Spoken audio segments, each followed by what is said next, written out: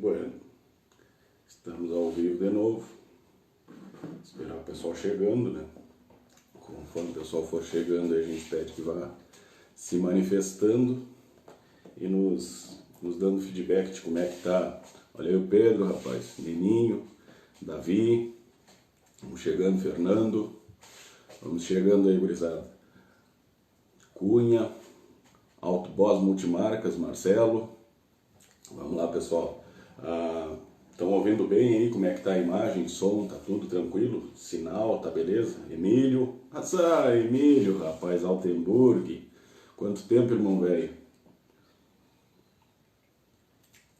Tá bueno o som então, pessoal? Beleza, a gente vai começar Meet. Catarina, Catarina conseguiu acordar cedo, hein, Catarina? Ontem, quando a gente resolveu fazer essa live meio relâmpago, teve algumas pessoas que vieram perguntar se o horário era esse mesmo, às 7h30 da manhã, né? E se não fosse, seria às 19h30, né?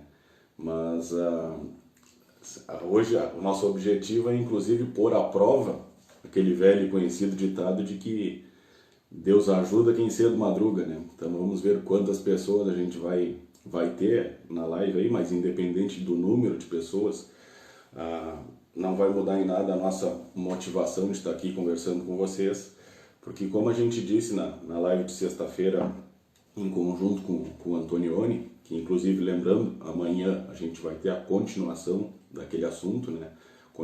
Concluir o assunto da macrodrenagem e entrarmos no tema da microdrenagem e das geotecnologias. Mas como eu disse na abertura daquela live, esse tipo de coisa, esse tipo de projeto que agora a gente está iniciando, era uma coisa que eu tinha vontade de fazer há bastante tempo, mas que eu estava postergando, como eu disse na outra live, por vários motivos, e o principal deles é a questão da zona de conforto, né? Porque embora eu tenha a facilidade de falar em público, eu gosto de falar em público, só que quando eu subo no palco para cantar ou estou fazendo uma palestra, algum treinamento para alguma equipe de granja, é diferente a situação, porque ali eu tenho, quando eu vou cantar, eu tenho a letra e a melodia decoradas na minha cabeça, e quando eu estou fazendo alguma palestra, algum treinamento, além de ter o roteiro todo na minha cabeça, porque fui eu que criei aquela palestra, tenho o auxílio do PowerPoint ainda, coordenando ali através dos slides os tópicos que a gente vai abordar, e isso me deixa numa zona de conforto, porque eu tenho o domínio da situação. E aqui nesse tipo de interação em tempo real e muito mais dinâmica, né, com menos controle, eu me sinto com menos controle da situação, por mais que eu tenha aqui um roteiro também. Eu faço a minha velha planilha, para quem acompanha os vídeos aí, né, a velha prancheta, na verdade, crio um roteiro aqui, mas eu tenho que dar muito mais atenção para a câmera e para vocês do que para as anotações que eu fiz. Mas vamos lá, o objetivo é realmente sair da zona de conforto, e uma das coisas que tem me chamado a atenção, Eduardo Madruga, rapaz, madruga mesmo, hein, tchê? Fabrício Vaz, Dali Tokai, vamos em frente. Voltando ao Rafa Busato, também apareceu, Luiz Forcim, Iá Dutra, sejam bem-vindos, pessoal. Mas enfim, Márcia Martins. Deixa eu retomar aqui, senão eu vou ficar só lendo o pessoal que está entrando, felizmente bastante conhecidos chegando aí. Vamos retomar a concentração aqui para que eu não perca a linha de raciocínio. Essa função de estar dividindo, compartilhando conhecimentos aqui com vocês, seja nessa forma ao vivo, seja nos vídeos gravados, seja nas palestras, enfim, uma das coisas que a gente percebe que a melhor maneira da gente aprender é quando a gente tem que passar o conhecimento para alguém, porque a gente tem que se fazer entender, né? Então, eu aproveito muito, na verdade, nesse tipo de oportunidade, é onde eu mais aprendo, para ser bem sincero para vocês. Porque eu preciso estar com os temas que eu vou passar para vocês bem claros na minha cabeça, e procurar, de preferência, alguma analogia para que fique mais fácil, mais didática a compreensão. E esse tipo de coisa tem me chamado a atenção. Eu até queria fazer um vídeo esses dias para falar sobre isso, que é impressionante, principalmente depois que a gente liberou aquela palestra online de forma gratuita lá, que inclusive 432 pessoas se inscreveram para a palestra, e chutem quantas já assistiram. 205 pessoas até ontem, que foi a última vez que eu olhei, tinham assistido das 432 que se inscreveram. E o que mais me chamou a atenção é que várias pessoas, depois de se inscreverem, mandaram e-mail perguntando se a palestra teria algum certificado. E não é o nosso objetivo, não é estar distribuindo papel, e sim compartilhando conhecimento e principalmente experiências vividas por nós, erros e acertos. E essa questão do papel, pessoal, me deixa muito preocupado, que as pessoas, e a gente tem interagido muito com o pessoal da academia, né, estudantes das ciências agrárias de uma maneira geral, e a gente fica de certa forma até preocupado que as pessoas não querem o conhecimento, elas querem um papel que atestem que elas conhecem sobre aquele assunto, o que nem sempre é verdade, né? Me usando como exemplo para vocês, além do meu título de engenheiro agrônomo, eu quando ainda estava no colégio agrícola, eu fiz um curso de inseminação artificial em Rosário, na PEC-Plan na época, em 1997. A nota máxima do curso era 5, eu fiquei com 4,8 de média. E segundo aquele papel, eu sou um inseminador. Acontece que eu nunca mais toquei numa vaca. E a gente vai para as instâncias, às vezes para fora, e o pessoal prático, né, o peão campeiro que tem essa vivência e faz isso constantemente, ele não pode ser considerado aos olhos da sociedade um inseminador que não tem um papel que confirme isso. Mas ele é muito mais inseminador do que eu, que tive quase nota máxima no curso lá e nunca mais toquei numa vaca. Outro exemplo é, logo que eu me formei, eu fiz um curso de auditor técnico dos sistemas de armazenagem, de secagem e armazenagem de grãos. Também, nunca mais, isso foi em 2012, eu nunca mais toquei nesse tipo de material, nunca fiz uma auditoria, mas tem um papel que atesta que eu sou auditor. É mentira, aquele papel está mentindo. Se eu for fazer alguma auditoria, eu vou ter que refazer todo o curso, mesmo que sozinho, de forma autodidata, mas eu vou precisar me esforçar para confirmar aquilo que o papel está dizendo. Então eu queria abrir a nossa conversa, antes da gente entrar no tema que eu me propus a dividir com vocês, chamando para essa reflexão aí, que as pessoas aproveitem, principalmente agora nesse período da quarentena, que a gente está com tempo de sobra, né, pessoal? Para realmente aproveitarem para adquirir conhecimento e esquecer um pouco o papel, o que o papel diz. A gente talvez até faça depois, em algum evento mais completo, algum treinamento mais amplo, talvez a gente até libere algum certificado, que as pessoas gostam disso, mas não se fixem por isso, não priorizem o papel e sim o conhecimento, seja ele qual for a área, né? E aproveitando a deixa, a gente tem aí no perfil do Instagram, na nossa biografia, tem um link, tá? um grupo, um canal no Telegram que a gente criou, que já tem em torno de 160 pessoas ali, que a gente constantemente está dividindo assuntos, compartilhando temas das nossas vivências, as postagens que a gente faz, a gente repassa para ali também, especificamente sobre os temas da ILP, tudo que envolve a integração lavoura-pecuária, lembrando que a gente tem que falar de arroz, tem que falar de soja, tem que falar de pastagens e tem que falar da estrutura da propriedade, que é o que a gente abordou no tema da live de sexta-feira e vamos continuar a partir de amanhã. Então quem tiver interesse em adquirir um pouco mais de conhecimento e não um papel, sejam bem-vindos, cliquem no link aí após a live para que a gente possa conviver um pouco mais ali através daquele grupo. Tá? Mas deu de conversa, já gastamos os minutos iniciais da live aí, como todo mundo costuma fazer para dar tempo do pessoal ir chegando, e agora a gente vai entrar no tema propriamente dito. Eu separei algumas coisas aqui para a gente organizar uma metodologia de condução da live, E o nosso objetivo é dividir com vocês aqui uma maneira de como a gente colher mais gastando menos. Essa frase parece uma pegadinha, inclusive ontem meu colega Renato, colega de faculdade, logo que eu postei o anúncio dessa live relâmpago, ele fez um comentário ali na caixa de texto que eu tinha deixado, dizendo que essa afirmação é uma pegadinha, e não é. Ela não é uma pegadinha e é extremamente simples de fazer esse tipo de coisa. Eu trouxe vários relatos de casos para dividir com vocês. Uma coisa que a gente tem que ter consciência aqui, fazer o simples nem sempre é fácil. Eu não estou dizendo que é fácil, estou dizendo que é simples colher mais e gastar menos, desde que a gente faça o básico. E aí é que está, pessoal, a grande dificuldade da nossa, inclusive, de quem orienta, de conseguir convencer as pessoas de que fazer o básico é fundamental. Eu já usei essa analogia várias vezes, mas pensem se é possível que a gente construa uma casa e que as paredes da casa sustentem a casa e o telhado por muito tempo sem uma boa fundação, sem que as paredes comecem a rachar ou mesmo que a casa desabe logo em seguida.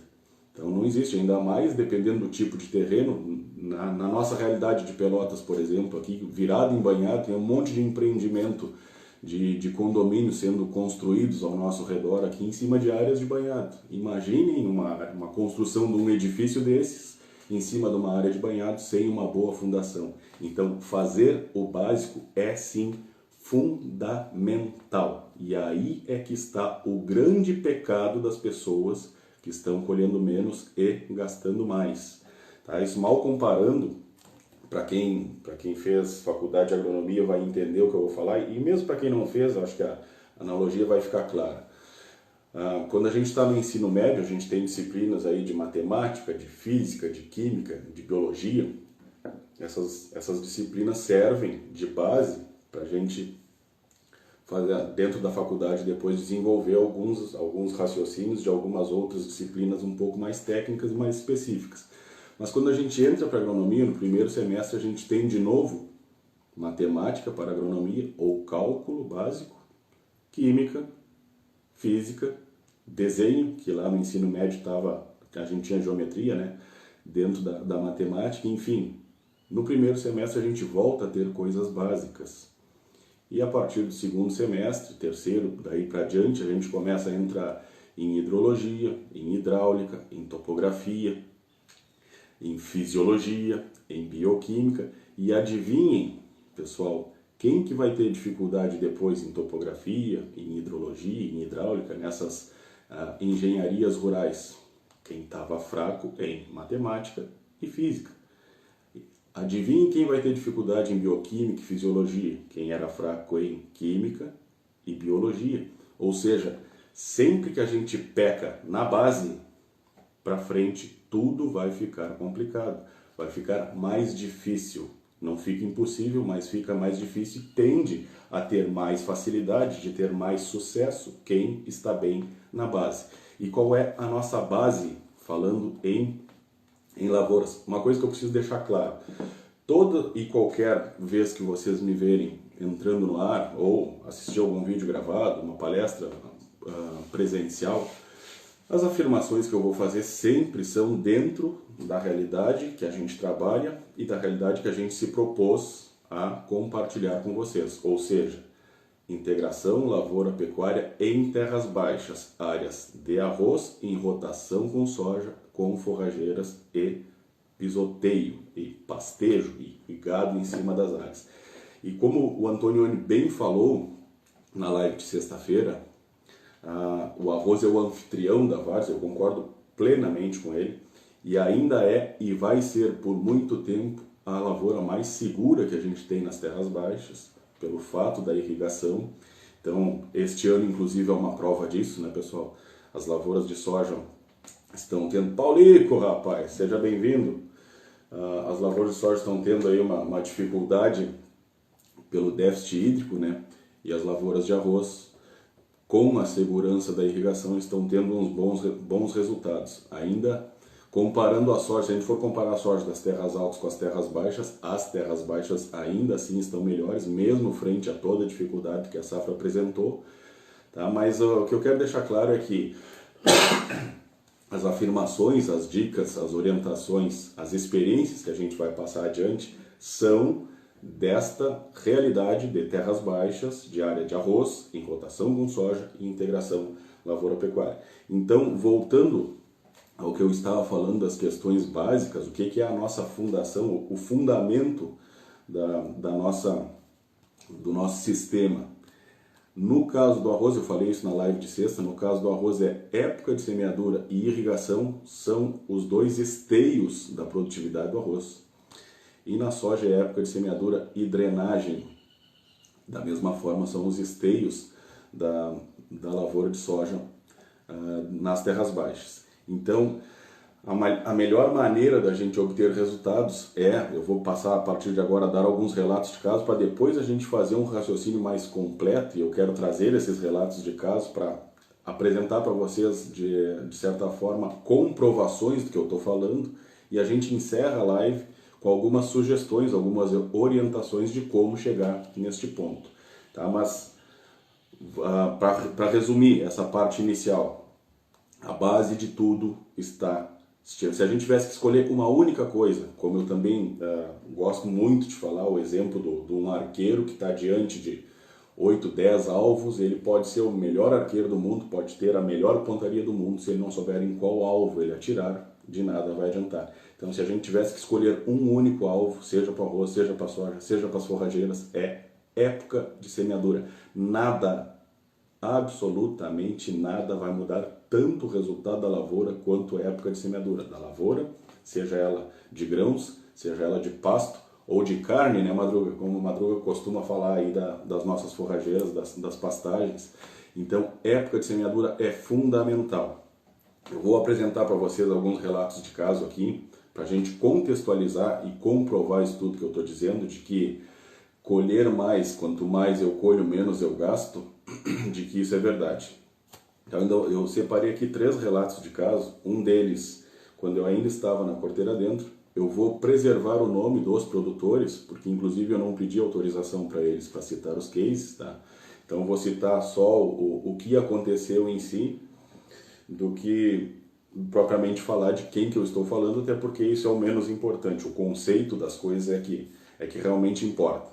Então a última safra que eu trabalhei pela Porteira Dentro, ainda atendendo no Uruguai, a gente teve um caso de um dos produtores que a gente atendia, que a gente começou o plantio em 25 de setembro e semeamos a última lavoura em meados de novembro. Então, era a mesma cultivar, o mesmo produtor, a mesma consultoria, a mesma orientação, em tese, o mesmo manejo, e a gente teve uma diferença brutal, de 90 sacos por hectare a menos na lavoura que a gente encerrou o plantio. A primeira lavoura, nós tínhamos, essa que foi semeada, tá? A cultivar era guri, tá? Para deixar bem claro para vocês. Tá? A primeira lavoura tinha sido feita com preparo de verão, taipas do cedo, um preparo só com plaina, extremamente barato. Se fez as taipas cedo, teve azevém na área, gado sobre taipa, tá? Área de pisoteio. Nós entramos semeando nesta lavoura dia 25 de setembro. A última lavoura, que também era guri, dentro do mesmo produtor, na mesma safra, com a mesma orientação, era arroz sobre arroz. A gente inevitavelmente passou o inverno inteiro sem utilização dessa área. Tivemos que dar 3 cortes de grades, mais 2 passadas de plaina para terminar o preparo, consumir toda aquela palha, para dar condições de refazer as taipas, e semeamos de novo. Aliás, semeamos a área dia 15 de novembro, conforme eu já tinha falado para vocês. Nesta área, a gente teve uma perda, uma diferença de produtividade de 90 sacos, porque, infelizmente, essa lavoura pegou o bendito do frio do carnaval, que esse ano aconteceu de novo, né, pessoal? Mas é engraçado que o frio do carnaval só pega quem faz as coisas fora da cartilha, né? Quem está fora da época. Ou seja, quem não fez o básico, como eu falei agora há pouco. Então eu anotei aqui uma das coisas que a gente teve de diferente. O preparo foi bem mais caro nessa lavoura. Para piorar, a gente semeou em meados de novembro, tinha dado uma chuva, uns 3, 4 dias antes da gente poder semear essa área, que a gente semeou ainda, essa foi a umidade que a gente tinha para fazer essa lavoura nascer. Só que, infelizmente, por azar, né, não choveu mais a partir daí e essa lavoura precisou ser banhada para nascer. Então a gente já teve o gasto a mais do preparo, bem mais caro do que o outro, e a gente teve que dar um banho. Ou seja, tem mais a questão do gasto da irrigação, que a gente aciona o sistema de irrigação para colocar água na lavoura e depois tem que drenar a lavoura de novo para que ela termine de nascer, porque a umidade que tinha no solo foi insuficiente. E agora vocês imaginem se numa lavoura banhada a gente vai conseguir ter o mesmo manejo de plantas daninhas, o mesmo manejo de herbicidas que teria numa área, por exemplo, a primeira semeada lá que estava com pastagem, que inclusive a própria forrageira serve de barreira física, né, para que não venham plantas daninhas depois na área.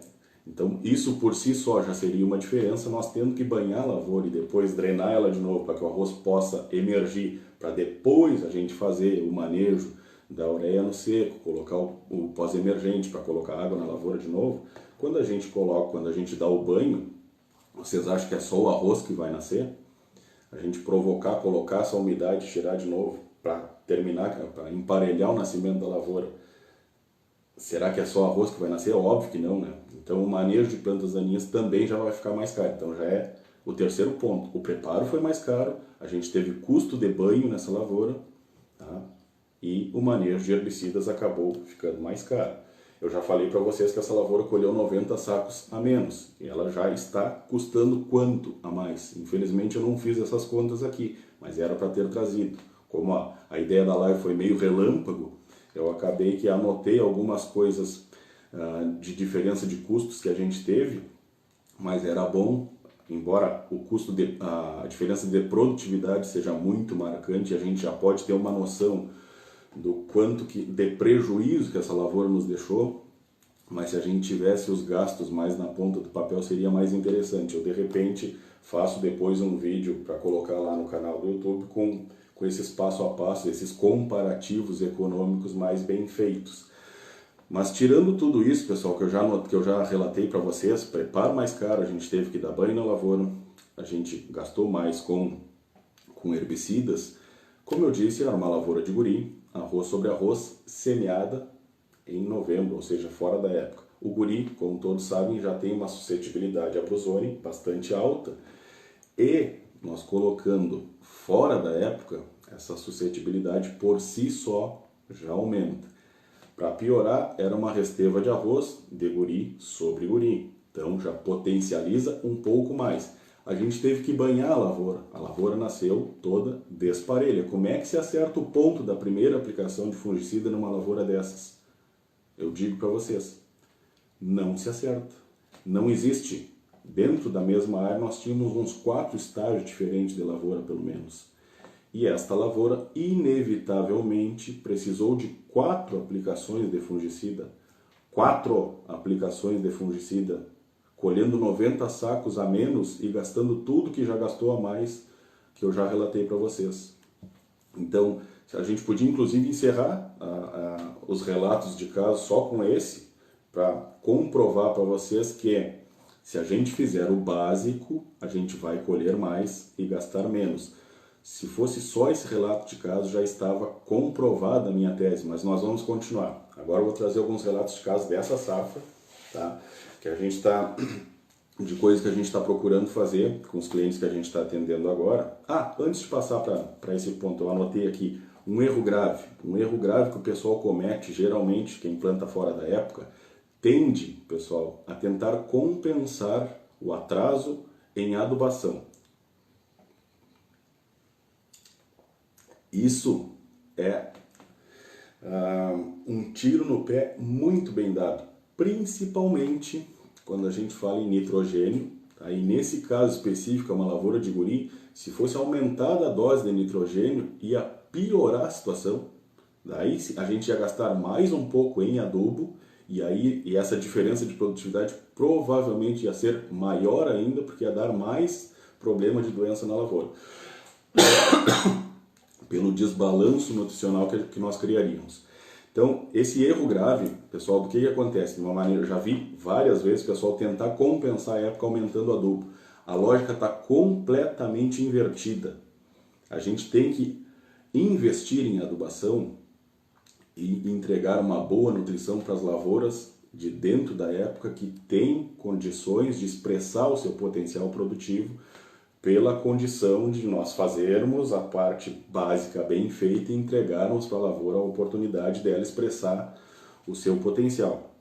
Nessas lavouras do tarde, o ciclo tende a encurtar e a gente pega o período de florescimento, quando escapa do bendito do frio do carnaval, ainda assim a gente vai colher menos, porque o período de maior luminosidade já passou. A lavoura está florescendo quando os dias estão encurtando, ou seja, a quantidade de luz durante cada dia que passa é um pouco menor e a gente precisa de luz para fotossíntese, né? Então, para qualquer vegetal, então o período de florescimento, a lavoura está no período reprodutivo durante o maior período de radiação, que geralmente isso acontece no final de dezembro até meados de fevereiro, então a lavoura teria que florescer dentro dessa janela para pegar o potencial máximo de radiação, e quando a gente semeia à tarde, a gente foge dessa janela.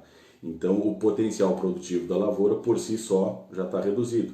Se a gente tentar aumentar a adubação, nós vamos gastar dinheiro à toa, porque a lavoura não vai responder àquela adubação. Quando a gente é proprietário, tá? Vamos pensar agora nesse ponto da adubação. Se for o fósforo e a gente for utilizar essa área de novo, vai ter uma pastagem no inverno, ou mesmo para quem é arrendatário e vai utilizar aquela área por mais alguns anos, o fósforo não seria o problema. Tá? O fósforo até acho que a gente nem deve reduzir independente da época que se semear, porque o fósforo é imóvel, vai permanecer no solo e a gente vai utilizar ele mais adiante de alguma outra forma. Mas nitrogênio, que é o principal que o pessoal tenta puxar a lavoura na ureia, assim como fazem nas pastagens também, né? Para a gente não ter um desbalanço nutricional na planta, nitrogênio e potássio tem que estar equilibrado, tá? Tem que ser 1 para 1. A gente trabalha com pontos de nitrogênio, vamos dar uma generalizada agora, em torno de 120 pontos de nitrogênio, de 120 a 160, 150, dependendo da cultivar. Vamos pensar no guri. O guri, em torno de 120 até 130 pontos de nitrogênio aí é mais do que suficiente para ele expressar o seu potencial produtivo. Se a gente passar disso, corre o risco de aumentar o potencial de doença na lavoura, tá? Mas se a gente vamos trabalhar com 126 pontos, que fica uma adubação redonda. 280 quilos de nitrogênio nos entregam 126 pontos, aliás, 280 quilos de ureia nos entregam 126 pontos de nitrogênio. Para que isso esteja equilibrado, a gente tem que ter pelo menos 200 quilos de KCl, de cloreto de potássio, que daí 200 quilos de cloreto nós vamos ter 120 pontos de potássio, de K2O. Então fica equilibrado, a relação nitrogênio e potássio fica equilibrada. Só que esses dois nutrientes são extremamente móveis e a gente não fica com eles, a não ser que nós tenhamos uma cobertura de inverno imediatamente após a colheita para seguir ciclando, e se tiver gado em cima da área, melhor ainda, que potencialize essa ciclagem. Mas pensando na linha de raciocínio que eu estava fazendo, da gente semear à tarde e tentar compensar com a adubação, está completamente errado. Mantém a adubação de base do fósforo, mas nitrogênio e potássio reduz, pessoal. Reduz porque, primeiro, não vai ter resposta em produtividade e pode a gente aumentar o problema de doença. E se não der doença, a gente gastou dinheiro a mais sem que tenha retorno econômico. Tá bem? Então esse é um erro grave que eu já vi mais de uma vez as pessoas cometerem tentando compensar o atraso da época com adubação. Não vai resolver, vai gastar mais e colher menos de novo. Tá? Então passando agora para os outros dois relatos de caso que eu separei, que são dessa safra. Tá? Um dos produtores que a gente está atendendo, uma das maneiras que a gente tem, agora sendo um pouco mais objetivo, que a gente tem de economizar, pensando nesse caso exclusivo do arroz, são com os preparos. Tá? O arroz ainda para essa rotação com a soja, para quem já está fazendo, óbvio que sabe que colhe a soja, só entarpe e a área está pronta. Tá? Mas ainda pensando na maior parte dos casos, porque a gente tem, em números redondos, 1 milhão de hectares de arroz no estado e em torno de 300 mil hectares de soja. Então, a área em rotação desse ping-pong que a gente está fazendo é de não mais do que 30% da área total de arroz do estado. Então, a realidade do nosso sistema, do nosso setor produtivo não é do ping-pong, não é da rotação. Então, é para esse tipo de área que eu estou querendo me direcionar agora. Então, quando a gente tem que fazer arroz sobre arroz ou entrar numa área de campo, a tendência do pessoal, principalmente mais antigo, é querer deixar a tal da terra hortada, né? Tem a possibilidade de fazer um preparo de verão e ainda assim vai lá e gasta diesel em cima da área, sova aquela terra, oxida a matéria orgânica, ou seja, empobrecendo o solo, pondo a microbiologia do solo exposta à radiação e à temperatura e dizimando boa parte dela, ou seja, a gente empobrece o solo e ainda está gastando mais. Um dos preceitos básicos que a gente carrega é que a gente tem que ajustar o sistema de produção e se não é possível ter uma área parada para que a gente vá colocar arroz, inevitavelmente tem que ser arroz sobre arroz. Tem as opções da gente fazer um plantio direto na Resteva, que é uma das coisas que a gente já vem fazendo desde a época da porteira dentro. Comecei fazendo isso na estância Tamã, que a gente vem mantendo e aumentando as áreas de direto na Resteva. Mas o exemplo que eu queria dar aqui desse produtor que é um dos cases que eu separei para vocês dessa safra, que era uma área que tinha sido arroz 2 anos atrás e que ficou 1 ano parada. A Resteva do arroz, inclusive, não tinha nem desmanchado as taipas e a gente ia retornar com o arroz nessa safra. Retornamos com o arroz nessa safra, a área já foi colhida. A ideia deles era fazer um preparo convencional quando nós chegamos e a nossa orientação foi que tão somente a gente desmanchasse as taipas, aplainasse e refizesse as taipas e ponto, o serviço está feito. Tá? E por que foi dada essa orientação? Porque tinham rastros na área da colheita anterior. Se não tivesse rastro, não ia recomendar nem que a gente passasse plane, ia tão somente dessecar a área e recapar as taipas. Só isso. Essa é uma outra coisa que a gente tem que começar a perder o medo de fazer o certo. Então, esse tipo de coisa, uma das coisas que a gente mais pode economizar em diesel, nessa área que eu acabei de dar o exemplo para vocês, desse produtor que a gente está atendendo, que a gente só desmanchou as taipas, aplainou, refizemos as taipas para plantar, eles tinham os dados deles lá de custo de diesel por hectare que se gastava com os preparos e nós conseguimos, ao alterar a maneira de fazer o preparo, reduzir em 7 vezes,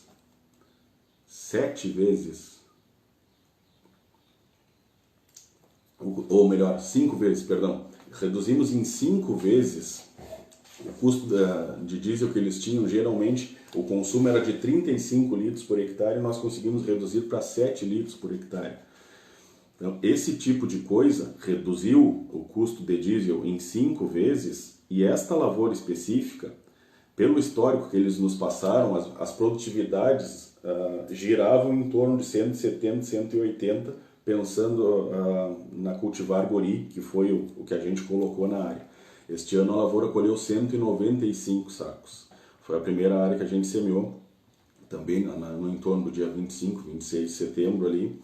E a gente conseguiu fazer com que eles reduzissem o custo de preparo, do consumo de diesel em 5 vezes e ainda aumentassem a produtividade em relação à média histórica deles, vamos arredondar para 180 sacos, aumentar a produtividade em 15 sacos, ou seja, mais uma vez a gente está colhendo mais e gastando menos. Tá? Nesta mesma lavoura, nessa mesma propriedade, a gente teve 50 hectares da soja, vou falar de soja agora, que acabou ficando fora da época. A gente teve que plantar essa soja em dezembro porque acabou a umidade. Para quem estava acompanhando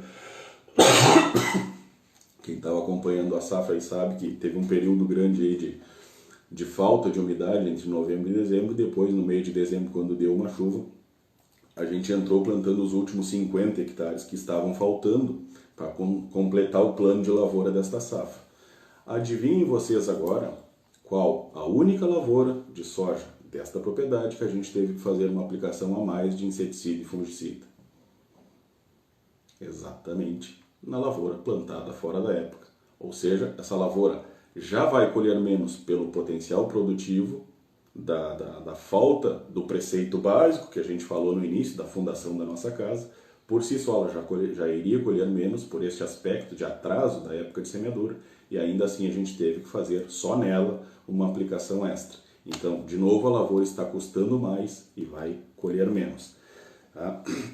E para encerrar os cases, tem até o produtor entrou aí agora há pouco, eu vi que ele faz parte aí, mas como eu não pedi autorização dele para citar o nome dele, eu vou só apresentar os relatos, mas ele está nos acompanhando na live aí. Eu até já fiz um dos vídeos, para quem está nos acompanhando no canal do YouTube, tem um dos vídeos que o título é Transformando Custo em Investimento. E a capa do vídeo é O Câncer da Fazenda. Quem ainda não assistiu esse vídeo, dê uma conferida lá. Tá? Que aquele vídeo foi durante a safra. Eu fiz um comparativo dos custos de herbicida que a gente teve naquela lavoura, comparando com as outras, a redução de custo de herbicida que a gente teve naquela lavoura, comparando com as demais, só que naquele momento da safra nós ainda não tínhamos o resultado da lavoura. E agora nós temos. Então, essa área do câncer da fazenda, fazendo um resumo, e eu gostaria que vocês assistissem depois o vídeo lá no canal, que é onde eu sou muito mais detalhista em relação a essa lavoura, mas o resumo da ópera é que por que é o câncer da fazenda? Porque é a lavoura que o produtor tinha a maior dificuldade de manejo de arroz daninho resistente e capim arroz resistente. Então era o câncer da fazenda por causa dos problemas de resistência que tinham na área e que já estava praticamente inviável para o arroz. A lavoura não passava mais de 170 sacos. Aí na safra anterior, quando a gente começou a nossa conversa para fazer um projeto de consultoria, ele colocou soja nessa lavoura, foi o primeira lavoura de soja da história dele dentro da propriedade, de 15 anos atuando.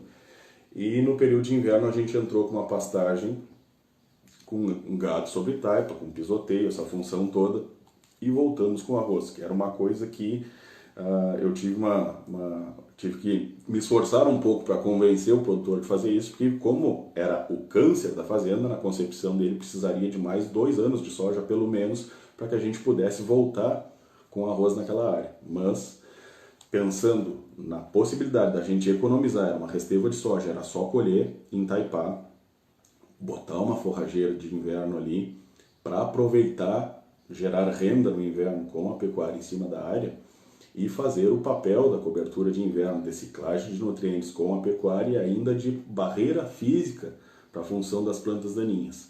Tá? Depois no vídeo lá, para quem assistiu, vocês vão perceber que a gente teve uma diferença nesta área especificamente, foi a única área de toda a propriedade, ou seja, ela teve rotação de cultura, teve pecuária no inverno, ou seja, o conceito completo de integração lavoura-pecuária, e foi a única lavoura desta safra dentro dessa propriedade que a gente não precisou fazer uma aplicação extra para manejo de capim arroz resistente. Nas outras áreas a gente teve que fazer, e o custo dessa aplicação extra variou de 450 a 600 reais, para a gente arredondar os números. Então essa lavoura custou bem menos do que as outras, e o histórico dela, como eu já disse, que não passava, ela tinha travado em 170 sacos pela dificuldade do manejo das plantas daninhas resistentes. Esse ano nós colhemos 204. Tá? Foi um número que eu confesso que ultrapassou inclusive a minha expectativa. Eu esperava que a lavoura fosse colher mais do que o histórico dela, tranquilamente, 1 tonelada eu achava muito viável. Tá? Eu esperava em torno de 190 sacos, qualquer número acima de 190 sacos para mim estava ótimo, e nós colhemos 204 sacos no câncer da fazenda. 1 ano de soja, 1 inverno com pecuária e forrageira, obviamente, e a gente economizou de 450 a 630 reais, dependendo da lavoura que a gente comparar, e ainda assim colhemos 34 sacos a mais do que a média histórica daquela lavoura específica. Então, de novo, é possível sim gastar menos e colher mais, desde que a gente faça as coisas básicas. O preceito básico de tudo, o primeiro passo deles, esse exemplo agora, por isso que eu fui deixando por último, que já é um exemplo mais completo de rotação de cultura, de integração com a pecuária, mas é óbvio que essa lavoura foi semeada dentro da época, dia 8 de outubro, ou seja, para o guri que foi a cultivar semeada lá, filé da época, ideal, perfeito. Então, este preceito básico, de nada adiantaria a gente ter feito rotação com soja, ter posto pecuária no inverno e semear essa lavoura em novembro ou em dezembro, como teve casos de gente semeando arroz esse ano. Então, essa resposta, de novo, só foi possível desta forma, porque além de todo o processo de rotação e de integração que a gente fez, ela garantiu o fundamento principal, época de semeadura. Tá? Dentro dessa mesma propriedade, a gente tem uma outra área, nesse caso de 24, tá? de 424 RI, que são 65 hectares e estavam há 5 anos sem ser utilizados como lavoura. E o nosso objetivo era não preparar a área. E daí era uma certa dificuldade, e é normal que o produtor tenha essa insegurança ao começar esse tipo de processo, porque é uma coisa completamente nova, né? Como eu falei bem no início da live, eu me sinto à vontade para falar em público, quando eu tenho o controle da situação. Esse tipo de interação que eu estou tendo com vocês me desconforta. Eu confesso que eu fico desconfortável, mas eu estava mais desconfortável na live de sexta-feira do que eu estou agora. Provavelmente na de amanhã eu já vou estar menos desconfortável do que hoje, e assim sucessivamente. Por mais desconfortante que seja, a gente tem que confiar que vai dar certo e fazer. Ainda mais quando tem alguém para nos dar um apoio, uma orientação de como fazer aquilo. Desculpe. Então, nesse caso específico, esses 65 hectares que eu disse que fazia 5 anos que não era lavoura, a minha ideia era tão somente dessecar. Ela era uma área que a gente tinha feito na primeira visita, antes de fechar o negócio com esse produtor.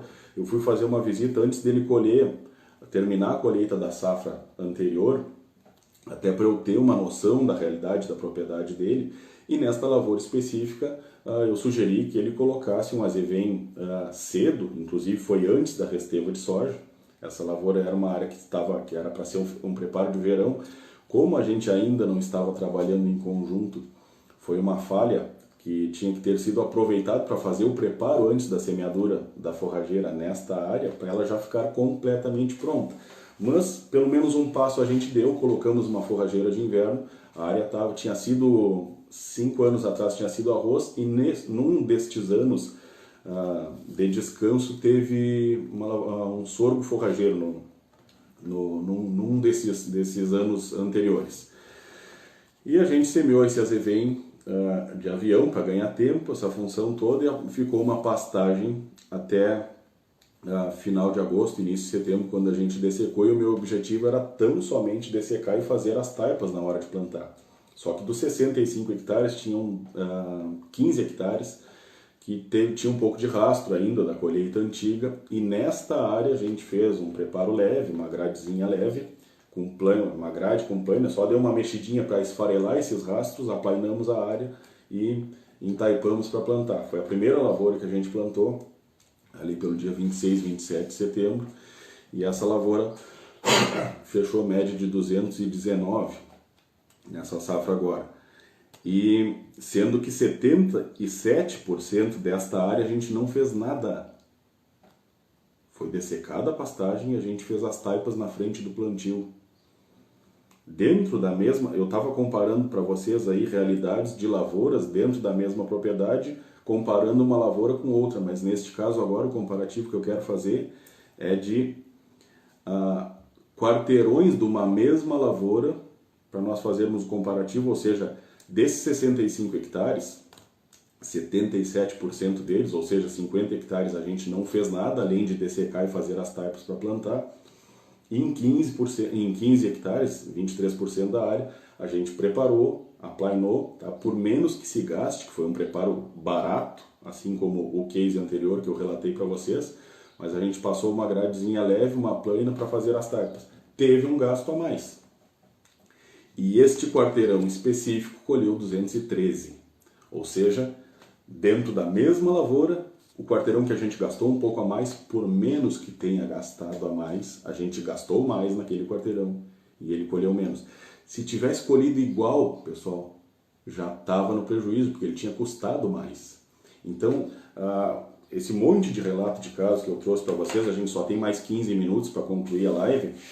Eu separei ali depois agora num outro papelzinho um resumo de tudo que a gente falou, para que a gente consiga reunir e organizar as ideias para como chegar nesse tipo de situação. Mas o resumo de tudo, com esse monte de case que a gente apresentou para vocês aqui, é que sim, é possível, é verdade que quem colhe mais gasta menos, porque o principal motivo está fazendo o simples, está fazendo o básico, está fazendo o beabá. Ninguém constrói uma casa sem primeiro fazer a fundação, e nós estamos, na maior parte dos casos, o que a gente mais vê o pessoal preocupado com que tipo de cultivar vai utilizar, quantos quilos de adubo vai botar, quantas aplicações vão fazer, e esse tipo de situação que vai mexer diretamente no potencial produtivo, nem se cogita, nem se pensa, nem se preocupa com isso.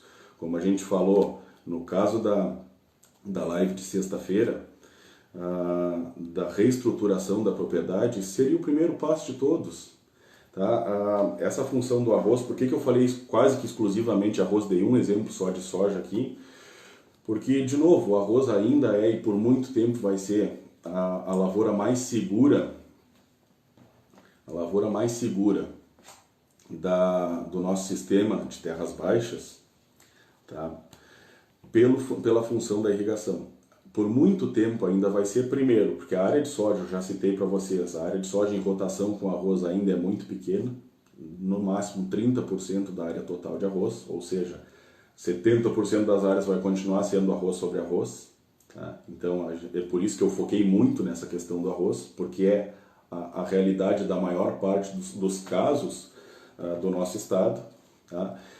Então tem esse ponto da área de soja ainda ser muito pequena, e segundo, até nós aprendermos a irrigar soja na várzea, que vai custar bastante, porque arroz faz mais de um século que a gente planta e a gente ainda não aprendeu a irrigar arroz. Por incrível que pareça, a gente ainda não irriga a lavoura do jeito certo.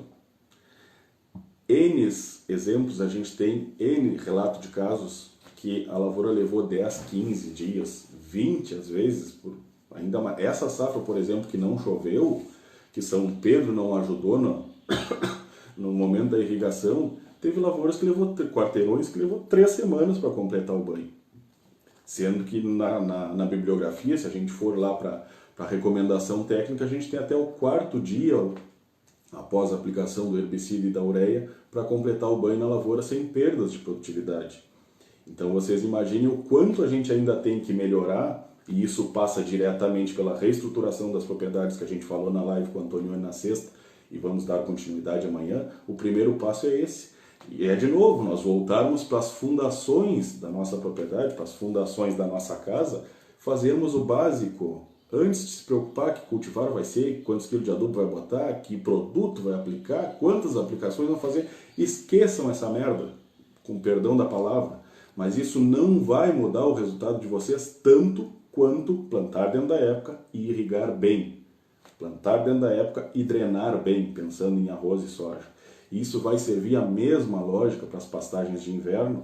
A gente tem que ter o conceito de lavoura nas pastagens também. Lavoura de pasto ou lavoura de carne, como o Madruga gosta de citar. Mas é só através das funções básicas, dos processos básicos e fundamentais que a gente vai ter resposta produtiva. De nada vai adiantar nós ter a melhor cultivar, a melhor manejo de nutrição, o melhor manejo fitossanitário, fazendo tudo fora da época. Plantando a lavoura à tarde e não irrigando, ou plantando a soja à tarde e não drenando. De nada vai pôr abaixo todo o planejamento fitossanitário, todo o planejamento técnico.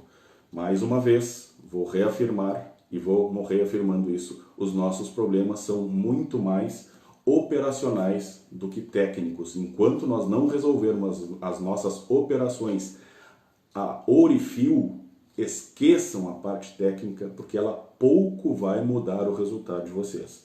A função toda está nas operações, a parte só tem eficiência técnica quem é eficiente operacionalmente. Tá? Então, para resumir, agora eu vi que a gente tem, acho que em torno de 10 minutos. Isso, 10 minutos para acabar a live. Vou tomar um gole de mate aqui que eu estou com a palavra seca. E eu anotei um resumo para a gente aqui, guris.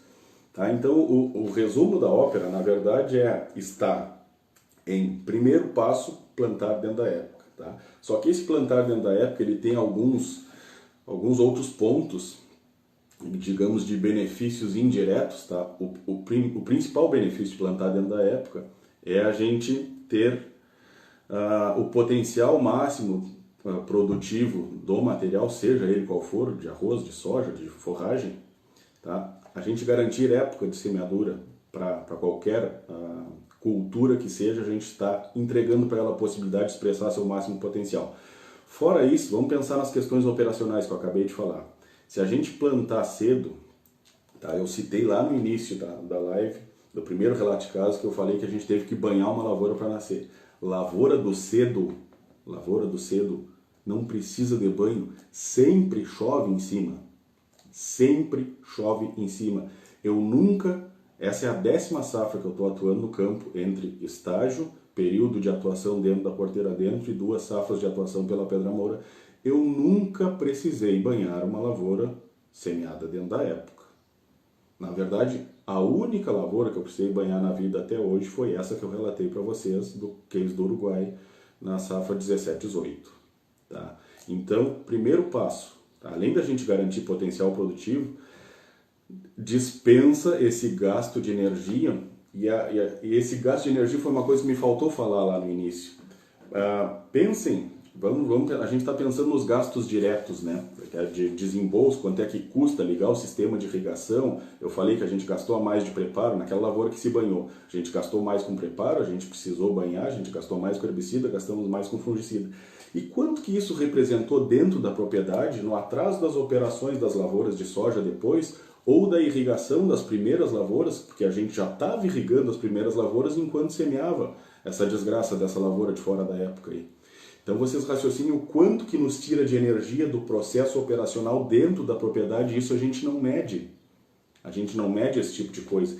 Então, semear dentro da época é muito mais do que garantir potencial produtivo. Esse é o principal papel da época de semeadura, mas ela nos favorece em vários outros pontos, e esse é um deles. É um outro ponto, um efeito colateral benéfico, que a gente aumenta a eficiência das outras operações dentro da propriedade ou evita a perda de eficiência. Então, banho numa lavoura do cedo não existe. Pensando nisso, quando a gente vai iniciar o processo de irrigação, também raramente passa todo o período de irrigação sem nenhuma chuva para completar o banho, para nos ajudar com a irrigação. Então esse é um outro benefício, que lavoura do cedo, São Pedro sempre ajuda. Aquela história que eu falei no início da live, Deus ajuda quem cedo madruga, pois é, quem planta cedo, São Pedro ajuda. Pisoteio, pessoal, em área pisoteada, a gente tem 2 benefícios, agora falando um pouco da questão da integração, tem 2 benefícios principais.